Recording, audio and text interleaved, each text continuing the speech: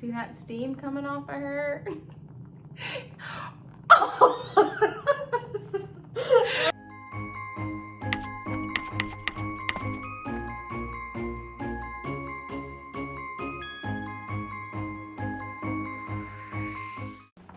Welcome to Vlogmas Day.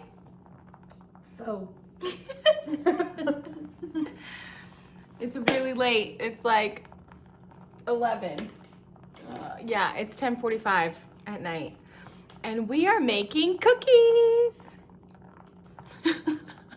We had to improvise because the first recipe is still a little traumatic for you. It's not. The first recipe wanted you to cool them for 45 minutes and then put them in the freezer and then I do a dance over them and then bury them in the ground and plant them and water them. Oh my God. And then it would be a cookie. So we didn't have the time for that because It's late. We both work in like 9 hours. So. Yeah. So I had this idea that I wanted to make these cookies that I saw. Mm-hmm. And they had a bunch of details on them, and I didn't even fully read them. I just thought, okay, I'll just buy the stuff and I'll just bake the cookies. It'll take like 15 minutes in the oven, no big deal. Well, when I got home tonight and decided to start making them, I read the ingredients and it was like, yeah, put it in the fridge for 45 minutes. Melt the butter and the chocolate chips, but then let it sit for 25 minutes. I'm like, well, it's time to make these. So we looked up a different recipe. Mm-hmm. So found a different one, and you guys are gonna get to see which ones we Woo-hoo. made. You always play with your hair. My heel. You always play with your heel. These are our attire. So, look at that. Like, I don't even need a shirt. I just wear my hair. Anyway, so they're in the oven. So I'm gonna show you guys how they were made. Hi guys, it's Future Mick here. I'm trying to be super fancy and recording a little voiceover for you all. So for the recipe, I took, I believe that was a 3/4 cup of sugar that I just dumped into my KitchenAid mixer. Then I took 1 stick of softened butter, which was about 1/2 cup, and went ahead and popped that in with the sugar. I just nuked it in the microwave for like 6 seconds, just to try to get it softened because I hadn't set it out all day. Then I went ahead and locked my KitchenAid in place and started it on low. And the recipe said to go ahead and mix this for a couple of minutes until you creamed the butter and the sugar together. And I just started it on low, went to medium, and then turned it high and let it just whip its little self on around. Next I went ahead and grabbed this 1 large egg. I tried to put it in a fancy dish, but you know, I'm not a chef, so I didn't have fancy dishes. Then I took peppermint oil, which you guys completely cannot read, and I believe this was 1/4 teaspoon of peppermint oil. Went ahead and added that as well, aka a couple dribbles because it was like hardly any. Started the mixer back up, and here I think it was just kind of like not really mixing very well, so I just kind of started it faster. So it says to go ahead and mix those all until they're well combined. One thing I do want to point out though is that I always stop kind of halfway to use a spatula or something to scrape down the sides of the bowl. With the KitchenAid, it is super efficient and I love my KitchenAid. I don't use it hardly enough, but it tends to push everything to that very thin layer that never really gets combined, so always mix it up. Then I moved on to the dry ingredients here, which were baking soda. I believe I did a 1/2 teaspoon, so I had a 1/4 teaspoon there, so I just did it twice to equal a 1/2.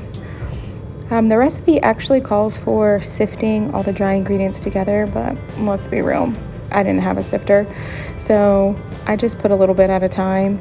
Then I have here baking powder, and I took 1/4 teaspoon of that, added it in as well.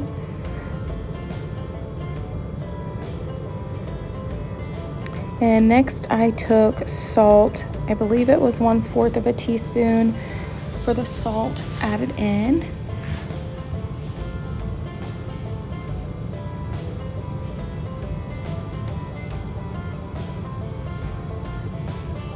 And then the next step was to add 1 cup, actually I think it was 1 cup and 1/4 to this recipe. So I just gradually started adding in the dry ingredients to let it mix and combine as it went.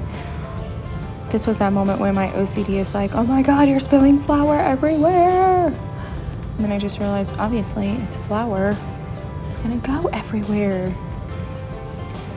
So gradually just kept adding a little bit here and there.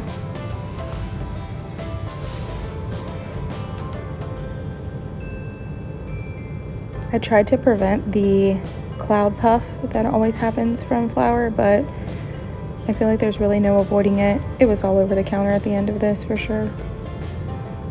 And I have a 1/2 cup measurement here, and I know this is like against all baking rules, but I could not find my 1/4 cup measuring.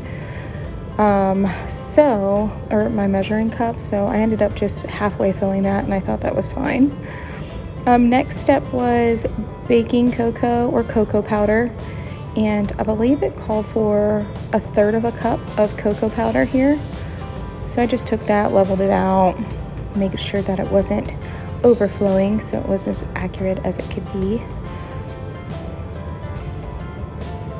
And I just went ahead and added that too. At this point it was just a big old mess of powder, and I wanted to kick my mixer up a little bit more and make sure that it got well combined. And then you can see in the next clip that now it's starting to look real good. So it's getting super combined at that point. So the next step was to take it off the mixer and add our chocolate chips. I got semi-sweet Toll House ones. I ate about 2 handfuls by myself in the making of this, but I added about a handful and a half. I believe the recipe calls for 1/3 of a cup. I just eyeballed it to what I thought was like enough chocolate chips, and then used my non-existent biceps to mix this all together.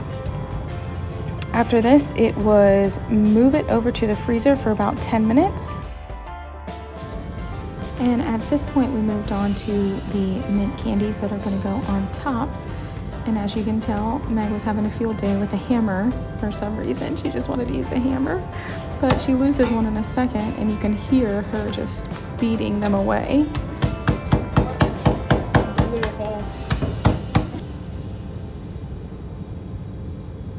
Whatever gets the job done, babe, right? So she finished crushing all of those up and got them really, really fine. And then we just put them into a little container. And after we added them, we just let them sit and we waited for our cookies to finish. And the recipe says after you chop these up, just have them sitting nearby and ready, because as soon as the cookies come out the oven, you want to put these immediately on top before they even start to cool. Ooh, you see that steam coming off of her?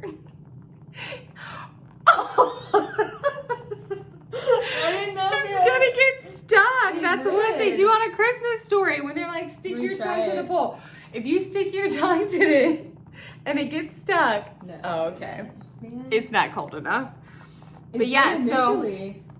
it's been in the freezer, and now we're going to put it on cookie sheets. Okay.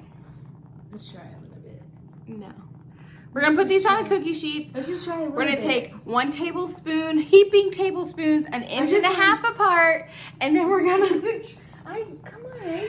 and then we're gonna put them on the baking sheet at 350 degrees for 12 minutes, and then we're gonna put all of our little mint candies, which I don't know if you guys can see them. Yes. Ooh, it's good. All of our mint candies, and then we'll bake them. Oh wait, no. We're baking them, then putting like, the mint candies on. It tastes like You're distracting me from what I'm trying to say. The brownie ice cream that you get that has the chunks of brownie in it. You know what I'm talking about? It's like half baked? Yeah. Ooh. Yeah, it tastes like the brownie part of half baked. We'll give you guys the verdict afterwards. Okay? The dough's 10 out of 10.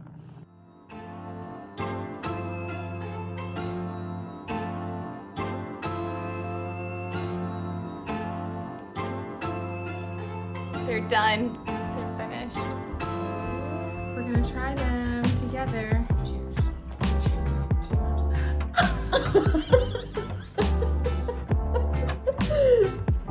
I have nothing nice ever. I seriously have nothing nice. Everything gets ruined. I think they're gonna be delicious. They look so good. Very moist. Merry Christmas!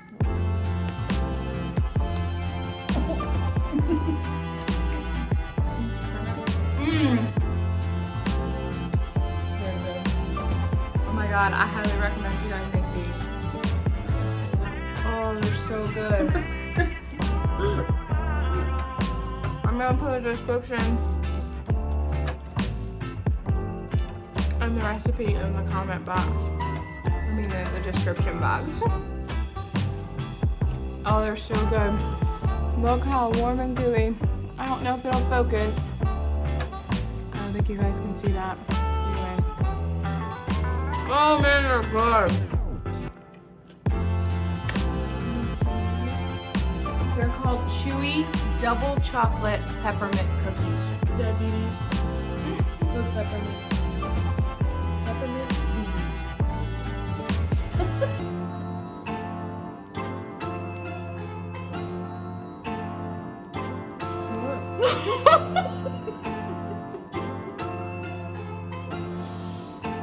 On that note, we'll see you guys tomorrow. Bye.